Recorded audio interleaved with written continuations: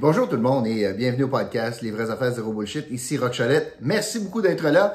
J'ai une petite demande pour vous aujourd'hui. Non seulement je vais vous demander de partager le podcast, mais j'aimerais ça que vous puissiez faire un petit commentaire. Que ce soit un thumbs up, que ce soit like, que ce soit way to go rock, que ce soit t'es dans le champ mon rock, que ce soit on aime ce que tu fais, rock soit plus virulent, moins virulent, rock on aimerait ça que tu parles de d'autres choses, peu importe.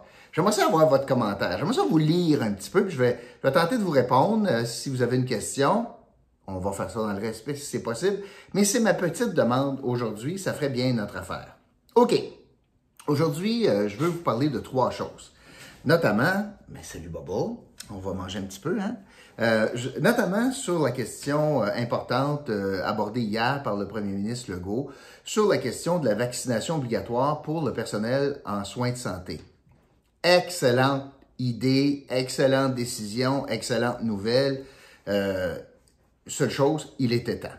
Il était temps. Je pense que ça a bien du bon sens, considérant que ça aurait été assez illogique, merci, que quelqu'un pas vacciné peut pas aller manger un Big Mac chez McDo, mais quelqu'un de pas vacciné est capable de te traiter à l'hôpital. Comme il y avait quelque chose qui marchait pas dans cette logique-là, on sentait ça venir. De toute façon, c'est imité partout, et notamment en Ontario. Donc, c'est une excellente nouvelle. Les partis d'opposition le réclamaient. Donc, c'est une excellente situation. Surtout quand on regarde la situation de l'Outaouais, où, en termes de vaccination du personnel qui traite du monde, là, des patients, ben, on était parmi les pires régions, sinon la pire région au Québec. On a encore 2 employés sur 10 qui travaillent auprès des patients qui ne sont pas vaccinés, donc 20%. C'est énorme, c'est majeur. Et surtout, c'est quoi la conséquence de ça? Ben, la conséquence de cela, c'est que pour que les gens puissent continuer à travailler avant l'annonce, ben, ils devaient se faire tester 3 fois par semaine. Ça prend du personnel pour faire ça. Ça prend du personnel pour évaluer les résultats des tests, pour communiquer tout cela. Donc, ça prend une infrastructure supplémentaire parce qu'il y a 20% de délinquants qui, pour travailler, sont obligés d'avoir des tests pour protéger la population. Puis, au surplus, ils s'exposent davantage à avoir des problèmes de santé et à être obligés d'être absents du travail. On peut-tu se permettre ça? Honnêtement, là, simplement, puis je parle pas des gens qui peuvent pas recevoir le vaccin à cause d'une situation médicale. Pas de cela je parle. Je parle des gens, moi, qui volontairement disent non. C'est tout un message aussi à lancer. Quand on est dans le domaine de la santé, puis on refuse de se faire vacciner, alors que partout on dit, on incite les gens à se faire vacciner, imaginez l'effet de ce message auprès des proches. Alors, ta cousine est dans le réseau de la santé, non, moi je me fais pas vacciner. Si toi, tu es déjà récalcitrant à cela, tu as un prétexte de plus pour pas y aller. Il y a toutes sortes de raisons, donc, pourquoi il était temps, particulièrement en Outaouais, de forcer la vaccination si tu travailles auprès des patients, des gens plus vulnérables, malades. Alors, tu sais, ça n'avait pas de bon sens de garder la situation actuelle. Le premier ministre a raison, a agi un peu tard, mais à mon sens, avait raison. En lien avec ça, et c'est très, très intéressant de constater cela, M. Legault, hier, a dit que, de son propre chef, que, bon, la décision est prise, on va forcer le vaccin, mais il reste des détails. Puis, pour ce faire, pour arriver à ces détails-là, il souhaite convoquer une commission parlementaire, un débat d'urgence sur cette question-là. Gardons ça. Gardons ça. Il y a 2 semaines, quand il a forcé le passeport vaccinal, il refusait, sous prétexte que des wackos étaient pour venir témoigner en commission parlementaire qu'on était pour se faire mettre un 5G dans le bras. Moi, j'ai dénoncé ça. À peu près tous les commentateurs ont dénoncé ça, à l'effet que ça n'a pas de bon sens de refuser d'un débat public sur une affaire comme ça. Et il décide de faire du judo, puis plutôt que se rétracter puis revenir en arrière, dans le fond, il abrille toute la patente en disant « Bon, ben là, c'est comme pas mal plus important, la vaccination obligatoire, forcer quelqu'un à recevoir une injection, ça c'est plus important que permettre ou non à quelqu'un d'aller dans un restaurant. Donc, pour un sujet plus important, je vais en faire une commission parlementaire. » Soyez pas aveuglés, là. Il est en train de rattraper le temps perdu, il est en train, dans le fond, de désamorcer ce qui aurait pu être un élément, un début d'élément de contestation un peu plus structuré de la part des oppositions. Il venait d'avoir un os. Et là, M. Legault, stratégiquement, enlève l'os en disant, écoute, quand c'est important, j'en fais une commission parlementaire. Regardez, on va avoir le débat la semaine prochaine. La décision est prise. Maintenant, je vais permettre aux partis d'opposition, puis à des gens de venir témoigner pour qu'on arrive à la meilleure solution possible.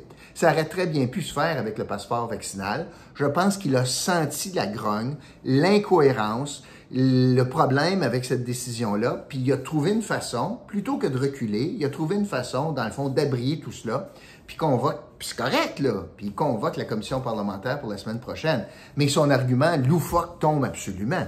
S'il y a une semaine, 2 semaines, il y avait peur en commission parlementaire sur le passeport vaccinal d'avoir quelqu'un qui vient dire « Hey, on m'injecte du 5G », ben c'est autant de risques la semaine prochaine pour la commission parlementaire sur la vaccination obligatoire. Il y a autant de risques. En fait, il n'y en a aucun risque parce que c'est lui qui décide finalement de la liste des invités. Alors, l'argument ne tenait pas et ne tient pas plus. Alors, si ce n'est pas un risque maintenant, ce ne l'était pas il y a 2 semaines. Donc, dans le fond, M. Legault a de l'air fou sur cet argument-là, mais ça va passer sur le dos d'un canard, puis il n'y a pas de problème, puis on va avoir une commission parlementaire, et ça enlève des munitions, parce que down the road, rendu en décembre, quand Dominique Anglade va dire « M. Legault a refusé un débat en commission parlementaire sur le passeport vaccinal », ben écoute, il va simplement dire « Ben écoute, là, j'en ai fait une commission parlementaire, c'est quelque chose de plus important. » Donc, pardonnez-moi.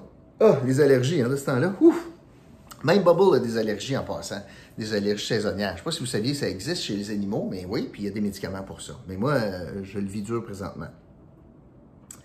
C'était donc la situation de la commission parlementaire. Il y a encore beaucoup de zones grises dans l'histoire de la vaccination obligatoire pour le personnel de la santé. Le personnel de santé, 15 minutes de proximité, il va y avoir quelqu'un qui va faire un stopwatch, puis tout ça. Pas sûr comment ça s'applique, mais 2, comment on va appliquer ça maintenant pour, je vous donne 2 catégories de personnes. 3, proche aidant, un visiteur à l'hôpital, quelqu'un qui accompagne un patient à l'urgence. Alors, comment on va faire ça? Est-ce qu'on va obliger la vaccination, double vaccination pour quelqu'un qui vient passer 1 heure dans la chambre?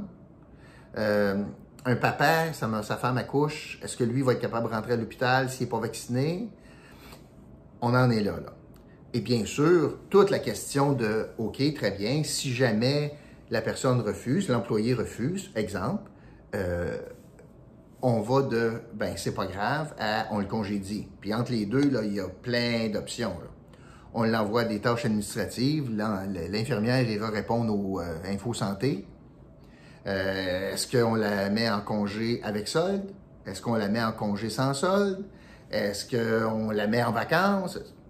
Il va falloir avoir des réponses à ces questions-là. Ceux qui se sont illustrés négativement dans ce débat-là hier, mais ça nous montre leur vrai visage, c'est le monde syndical. Puis j'aimerais ça que vous preniez 1 minute pour réfléchir à ceci, là. L'obligation de se faire vacciner pour le réseau de la santé, pour les employés de la santé, a un seul objectif. Protéger les patients. Un seul. Vous voyez combien c'est pas important le patient pour le monde syndical quand ils disent « Ouais, non, nous autres, on n'est pas bien d'accord, on aurait aimé mieux plus d'incitation, puis de la formation, puis de l'éducation, puis... » Mais le libre choix, c'est important. Pardon? Le libre choix, c'est important. Je répète, ils étaient où, le syndicat, en matière de libre choix, en matière de neutralité religieuse de l'État avec 21? Mais je fais une parenthèse, je la ferme. Mais là, l'important pour eux autres, c'est de défendre leurs membres, ceux qui payent les cotisations, pas défendre le patient. Est-ce que vous pouvez comprendre que défendre le patient, c'est nulle part dans les valeurs des syndicats? Puis c'est vrai dans toutes leurs revendications, pas juste dans celle-là. Et là, je suis pas mal tanné, moi, de la FIC qui nous menace en disant, ben là, il y a des filles qui vont partir. Ah oui, hein? Ils vont aller où, les filles qui vont partir? Ils vont aller travailler où? Ottawa l'exige. Partout au Québec, ils l'exigent. Fait qu'ils vont quitter le réseau pour faire d'autres choses. Bien, peut-être qu'ils n'ont pas vocation pour s'occuper des patients, si c'est ça. Si les 20% récalcitrants ne sont pas capables de comprendre que c'est pour protéger le patient, il n'y a peut-être pas d'affaires dans le réseau de la santé. Mais ça vous montre l'arrogance puis le parti pris du syndicat, des syndicats, qui disent « Non, nous autres, on n'est pas d'accord avec ça, se faire forcer. Non, non, non. » Puis c'est un libre choix, peu importe si les patients sont à risque. C'est incroyable. Mais ça nous montre le vrai visage. J'ai trouvé ça éloquent hier. J'étais dans le fond content que je suis malheureux parce qu'ils ne défendent pas le patient, mais j'étais content qu'on puisse voir dans le fond ce qui motive le monde syndical en matière de santé, particulièrement en Outaouais, je les écoutais là. On est la pire région d'Outaouais, ça surcharge le réseau, ça nous prive de ressources, mais malgré ça, ils nous menacent en disant « Ouais, ben là, il y a des filles qui vont partir. » Ben ciao, vous n'êtes pas fait pour ça. Et ça va nous permettre de mieux jauger vos revendications futures, cette position-là. Et quand vous allez crier à haut cri, puis manifester, puis les pancartes, on va comprendre que la priorité syndicale, ce sont les infirmières puis les employés du réseau, pas le patient. Parce qu'on semble jouer là, sur une ligne floue. Ah, on fait ça pour le patient, nous autres. Bullshit. On le voit là. L'autre sujet, en lien tout à fait avec ça, c'est que les chiffres sont éloquents sur l'efficacité des vaccins. Bon, là, je ne suis pas expert là-dedans, mais je vous dis ce que j'en comprends. Un vaccin, là, c'est pas pour vous empêcher de pogner la COVID ou de la transmettre. C'est pour vous empêcher d'être bien malade. Donc, dorénavant, les prochains critères d'évaluation, si ça va mieux ou pas bien au Québec, bien, il ne faudra plus que ce soit le nombre de cas, mais plutôt les hospitalisations et les décès. Si on réussit à faire baisser ça, ça veut dire que ça fonctionne, la stratégie fonctionne. Bien, devinez quoi? Et là, il y a le variant Delta. Bien, devinez quoi? Je vais sortir certains chiffres, là. Suivez-moi, s'il vous plaît. Alors, je vais comparer deux périodes identiques. 1er juillet au 12 août 2020, puis 1er juillet au 12 août 2021. OK? C'est le même moment, une année plus tard. Ça va? 2020, le vaccin n'était pas là. 2021, le vaccin est là. En termes de nombre de cas entre les deux périodes, il y a 11% de plus de cas de COVID en 2021 pour la même période. Déjà, ça allait mal l'année passée. Mais là, ça va plus mal en termes de cas. Il y a 11% plus de cas cette année. Ça n'a rien à voir avec les vaccins. Le vaccin n'est pas là pour l'empêcher de la pogner ou pour empêcher de la transmettre. Il est là pour vous empêcher d'être bien malade. Suivez-moi là. Fait que pour la même période, il y a 11% plus de cas. Ça va? Parfait. Mais là, le vrai indicateur, c'est OK, il arrive quoi dans les hospitalisations puis dans les décès? Il y a 11% plus de cas entre les deux périodes, 20 puis 21. Il y a 64% moins d'hospitalisation. 64% moins d'hospitalisation alors qu'il y a 11% plus de cas. C'est un succès retentissant du vaccin. C'est là que ça parle, les chiffres, là. C'est pour ça que c'est important, pour être capable de donner de l'oxygène au réseau de la santé. 64% moins d'hospitalisation malgré 11% plus de cas. Puis c'est pire encore, ou mieux, comment vous voulez le prendre, pour les décès. Il y a eu 110 décès COVID dans la même période l'année passée. Il y en a eu 14 cette année. C'est 87% moins de décès. C'est majeur. C'est majeur. Plus 11 cas, plus 11% des cas, moins 64% des hospitalisations, puis moins 87% des décès. Ça devrait être suffisant. Ça devrait être suffisant pour vous convaincre. Mon partner, double vacciné, a eu un test positif de la COVID en Floride. Il n'y a pas un seul symptôme. Il n'est pas fatigué, il ne tousse pas, il ne coule pas du nez, il n'y a rien eu. Pourtant, il est positif. Pourquoi il s'en sort si bien? Il y a ses 2 doses. Puis là, les gens qui vont dire « Ah, c'est un faux positif. » OK, on va jouer dans ce film-là. Il y a 2 hypothèses. Ou c'est de la bouillie pour les chats, vous êtes wrong, ou vous avez raison. Bon, moi, je pense que vous êtes wrong. Vous avez tort. Pas des faux positifs. Mais mettons que c'est des faux positifs. Si je joue dans ce film-là, vous allez reconnaître avec moi que si le test peut se tromper sur des positifs, ben, il va se tromper sur des négatifs aussi. Fait que ça s'équivaut. Si c'est un faux positif, ben, probablement qu'il y a du monde qui sont testés négativement puis que, dans le fond, ils l'ont. Hein? Fait que ça s'équivaut. Fait que ces arguments-là, moi, j'y crois pas. Alors, prenons l'hypothèse que c'est vrai. Ben, mon partner, Bruno, ben, lui, c'est un exemple frappant il y a eu la COVID, il y a 11% plus de cas, puis il y a eu 0 symptômes, donc moins 64% d'hospitalisation, puis 87% % moins de décès. Le troisième sujet dont je voulais vous parler, c'est la campagne fédérale et je vais vous lancer un défi. Et le défi, c'est trouver l'erreur. Trouver l'erreur. Hier, on était le 17 août et le premier ministre annonce le 16 ou le 17 août qu'il interrompt sa tournée du Québec pour s'occuper de la COVID. Pour revenir à Québec, prendre des décisions, là, la décision sur la santé, commission parlementaire, etc. La vague est là, la 4e vague est là, les cas sont en recrudescence, puis là, lui, il dit, c'est trop important, là, c'est bien le fun la tournée, là, mais moi, là, je veux me concentrer sur la gestion de l'État. Parallèlement à cela, M. Trudeau nous lance en campagne électorale, puis lui continue sa campagne, sa tournée partout. Je gère pas l'État, je gère sa campagne pour avoir une majorité. Tu n'es pas obligé d'aller en élection, là. Il était minoritaire. Mais je veux vous montrer la dichotomie. On est dans le même pays, c'est le même risque COVID, puis j'ai un leader qui dit, non, rencontrer le monde là, sur le terrain des vaches, c'est bien le fun l'été, mais il faut que je gère la COVID. Je vais rentrer à Québec pour gérer ça. Pendant ce temps-là, nous autres, le premier ministre du Canada abandonne ses responsabilités de gestionnaire de l'État en pleine pandémie pour décider de lancer et mettre à risque tout le monde en matière de COVID. Il y a des rassemblements publics, il n'y a pas 2 mètres de distance. Lui, il va y avoir de l'organisation électorale, plein de bénévoles, plein de travailleurs d'élection. Honnêtement, là, tu cours après le trouble.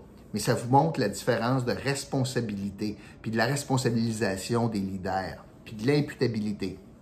M. Legault dit « je tire la plug, je m'en vais gérer ça ». M. Trudeau dit « je tire la plug pour aller gagner une élection ». Ça, c'est double message-là. Un qui dit « c'est grave, je rentre ». L'autre dit « c'est pas grave, je continue ma campagne ». Ça sème la confusion. Coudonc, c'est-tu grave, c'est pas grave? Proche, pas proche, masse, pas masse, 2 mètres, pas 2 mètres. C'est important. M. Legault dit, tabarouette, la 4e vague, c'est majeur. M. Trudeau dit, pas grave, je continue ma campagne.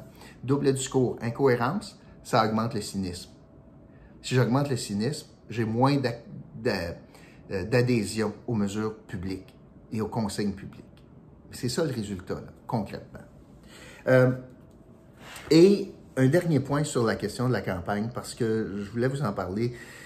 Il y a beaucoup de gens d'affaires avec qui je parle qui sont vraiment choqués de la décision de M. Trudeau de prolonger le PCRE, l'ancien PCU, dans le fond, là, le chèque d'aide sociale ou d'assurance-emploi pour des gens qui ne peuvent pas travailler, ou en tout cas, qui ne peuvent pas travailler en matière de COVID. Je vais reprendre cette phrase-là dans une minute. Le gouvernement a prolongé l'aide jusqu'à la fin octobre. Pourquoi? Parce qu'il ne voulait pas couper le chèque en pleine campagne électorale. C'est pas pour bien servir les Canadiens, c'est pour bien servir le Parti libéral du Canada.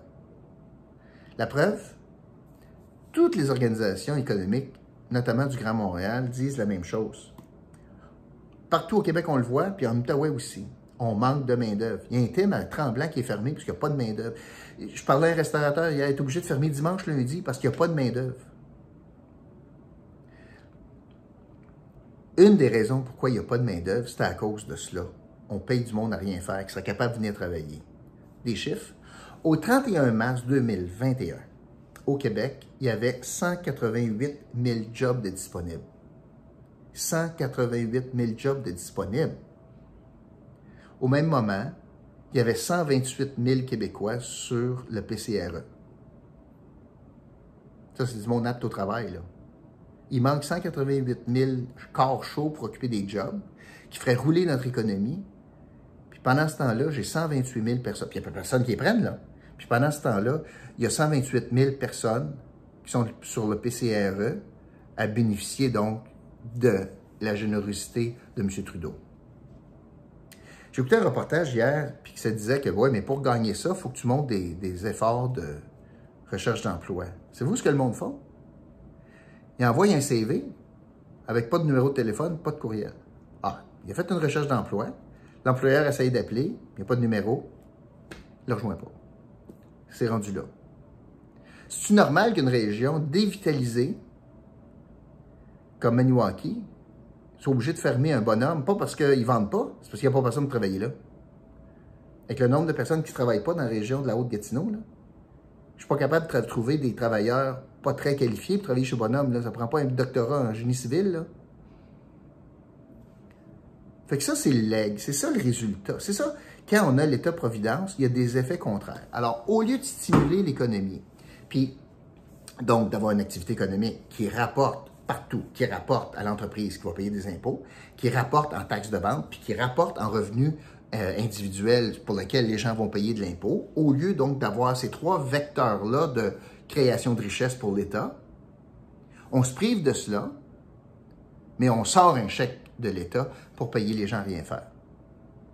Ça, c'est la mesure Trudeau, qui était nécessaire au départ, puis en confinement, qui était nécessaire, mais là, qui est électoraliste. Il y a une grande différence.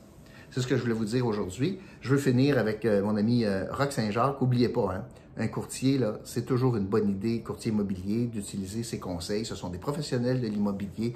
Il y a tellement de pièges, il y a tellement de situations. Encore hier, je parlais avec un courtier qui m'expliquait combien c'est important de mettre la maison au bon prix plutôt que la mettre trop basse, puis spéculer, puis avoir plein de visites, puis qu'il n'y a jamais d'offres, puis etc.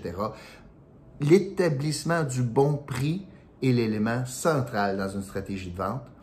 Tout comme utiliser le bon prix pour l'achat, parce que le profit d'une maison, ça se fait lors de l'achat. Mais ça, vous pouvez l'accomplir grâce aux précieux conseils de courtier immobilier. Voilà, c'est ce que je voulais vous dire aujourd'hui. Merci beaucoup d'avoir été là. Puis je vous retrouve demain pour un autre podcast, Les vraies affaires, zéro bullshit. OK? Salut tout le monde.